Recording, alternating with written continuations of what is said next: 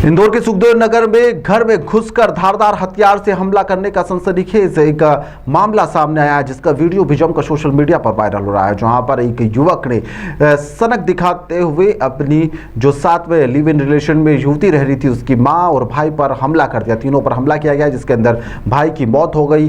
जो युवती है और उसकी माँ है वह गंभीर रूप से घायल भी है। और उसके बाद में युवक ने कई देर तक यहाँ पर घर के अंदर ही रहकर अपने हाथ से ही अपने आप को कई चोट भी पहुंचाई। इस दौरान वह कई देर तक ड्रामा भी करता रहा, जिसका वीडियो सामने आया है। इस दौरान चाकू भी उसके हाथ में साफ तौर पर आपको दिखाई दे रहा होगा और वह अपने आप को जख्मी भी कर चुका था। और पुलिसकर्मी कई देर तक उससे बातचीत करते रहे और उसके बाद में आखिरकार उसे पकड़ लिया गया। हमलावर का नाम वेदांत है, जो कि बिजासन नगर का रहने वाला है। वहीं पर यह इस हमले के अंदर महिला और वेदांश नामक युवक की अस्पताल में इलाज के दौरान मौत हो गई है।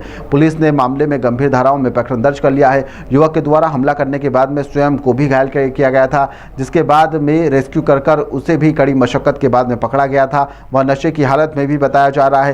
प्रेम प्रसंग से जुड़ा हुआ यह पूरा मामला है, जिसका खूनी अंजाम सभी को देखने को भी मिला है। वहीं पर आरोपी का इलाज भी अस्पताल में जारी है।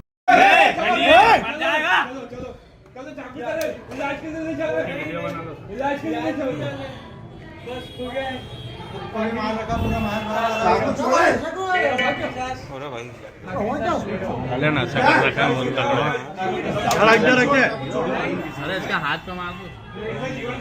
क्या होगा तेरा? चल इलाज करा दे, चल जल्दी चल बेटा इलाज करा ले। हल तो कुछ भी नहीं है उसका। इलाज करा ले, कुछ भी नहीं होएगा बेटा।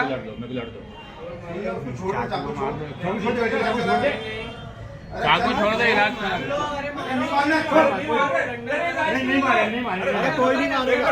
तो समझा रहा था इतने दिन से। तेरे इलाज किया है, तेरे इलाज किया है।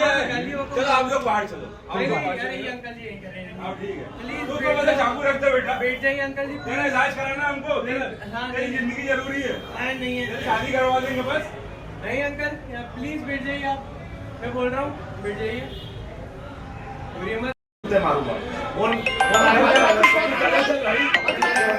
ये कल रात का घटनाक्रम और जिसमें एक 24 वर्षीय युवक द्वारा उनके संपर्क में जो एक लड़की थी पहले से, उनके घर पे जाया गया और परिवार के साथ इस बात के लिए कन्फ्रंट किया गया कि वो इस लड़की को जो लड़का था उसके साथ बातचीत क्यों नहीं करने दे रहे हैं। इस बात पे आपत्ति ली गई और बातचीत और बहस के साथ ही जो है ये घटनाक्रम जो है एक दूसरे के अटैक की स्थिति में आ गया। उसके बाद उस लड़के ने परिवार पे अटैक किया और जिसमें उनके जो लड़की के भाई थे वो गंभीर रूप से घायल हुए थे। उनकी माताजी को चोट थी, साथ साथ जो लड़की हैं उनको भी बीच बचाव करने में कुछ इंजरीज थी। इस दौरान पास पड़ोस के भी लोग आ गए थे, पुलिस को सूचना मिली थी, वो भी पहुंची थी और इस दौरान जो लड़के ने अपने आप को भी घायल किया था और लोगों के सहयोग से पुलिस द्वारा उसको नियंत्रित करके सभी लोगों को हॉस्पिटल पहुंचाया गया था। दुर्भाग्यवश उसमें जो लड़की के भाई थे उनकी उसमें मृत्यु हुई है।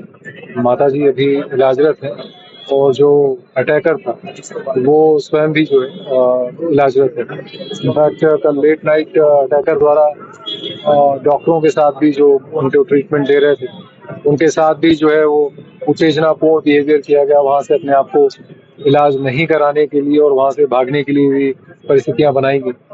वह मुश्किल पुलिस द्वारा नियंत्रित करके वर्तमान उसका इलाज हो रहा है और ऐसा प्रतीत होता है कि कहीं ना कहीं साइकोलॉजिकली भी इसको इवेलुएट करने की आवश्यकता होगी इन सारी चीज़ों को। तो उसको किया जाएगा किन परिस्थितियों में ये घटनाक्रम हुआ और प्राइमा फेसी जो फैक्ट्स हैं उसके अनुसार जो है वो लड़का जो लड़की हैं उनके संपर्क में पहले से था और उसके पश्चात फिर परिवार द्वारा और लड़की जो आपत्ति ली गई थी उसके बाद वो लड़के ने अपनी सहमति भी दी थी कि वो लड़की से बातचीत वगैरह की कोशिश नहीं करेगा। पर कल शाम को आई थिंक लड़की द्वारा जो है जो पुलिस के पास जो फैक्ट्स हैं फिर से मैसेज किया गया और उसके बाद वो लड़का वहाँ पे घर पे पहुंचा था बातचीत इत्यादि के लिए और परिवार से कंसल्ट करने के लिए। तो पूरे घटनाक्रम को जांचा जा रहा है, पुलिस द्वारा इसका पूरा परीक्षण किया जा रहा है। इमीडिएट जो वहाँ पे पुलिस पहुंची थी प्राथमिकता ये थी कि जो घायल लोग हैं उनको तत्काल हॉस्पिटल ले जाया जाए और जो अटैकर है उसको नियंत्रित किया जाए और जो वहाँ पे अन्य जो आवश्यकताएं थी, इमीडिएट हेल्प वगैरह की, वो सारी चीजें की गई थी। अब पूरे घटनाक्रम को प्राइमरी फैक्ट सामने आ गए हैं, वो मोटा मोटा जो मैंने अभी बताया उस प्रकार के हैं, और इसको डीपली जो है एग्जामिन करके और एस्पेक्ट्स को समझा जाएगा, फिर आगे की कार्रवाई भी की सर जाएगी। 1.5 साल से लड़का लड़की जो है लिव-इन में रह रहे थे। लड़की का कहना था कि लड़की का बिहेवियर काफी रूड था, कहीं प्रताड़ित करता था, उसके बाद वो रूड बिहेवियर था और उसके बाद वो रिलेशनशिप से हट गई थी और उसके बाद ये पूरा मामला थाने पहुंचा था। क्या लग रहा है सर, किस तरीके की नहीं, जैसा आपने कहा कि वही है कि कहीं ना कहीं वो लड़का और लड़की संपर्क में थे। अब जो भी ग्रीवांस या कंप्लेंट रहे हो, उसके बाद जब बातचीत पुलिस के पास आई थी तो दोनों पक्षों में लड़के ने एक तरह से लिखित में ये एक्सेप्ट कर लिया था कि वो लड़की से नहीं मिलेगा, और ये बात सहमति थी। अब ऐसा जो प्राइमरी फैक्ट्स हैं, जैसा मैंने कहा कि उसके अनुसार कल शाम को फिर से आपस में मैसेजिंग हुई है और उसके पश्चात वो लड़का वहाँ कन्फ्रंट करने के लिए पहुंचा है। तो एग्जैक्टली कितने समय से संपर्क में थे, जैसा आपने कहा कि 1.5 साल से थे, ऐसा फैक्ट्स वहाँ पे जो पड़ोसियों से और जो अन्य लोगों से बातचीत हुई है, वो पुलिस के पास ये तथ्य संज्ञान में आए।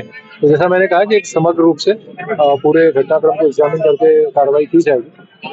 अनफॉर्चुनेटली जितना तेजी से रिस्पांस पुलिस को करना चाहिए था, पुलिस वहां पहुंची, आम लोगों ने भी काफी सहयोग किया। आइडिया यही था कि जो घायल लोग हैं तत्काल उनको हॉस्पिटल पहुंचाया जाए और अटैकर को कंट्रोल किया जाए। ये दोनों कार्रवाइयां हुई और दुर्भाग्यवश उसमें जो है वो एक व्यक्ति की डेथ हुई। अभी जो माता जी इलाजरत हैं, अभी क्रिटिकल हैं पर स्टेबल है उनकी कंडीशन, उसको भी लगातार वॉच में रखा जा रहा है। डॉक्टरों से भी पुलिस की टीम संपर्क में है और जो अटैकर है उसका भी इलाज किया जा रहा है MY हॉस्पिटल में, और अभी उसका भी इलाज चल रहा है, स्टेबल है।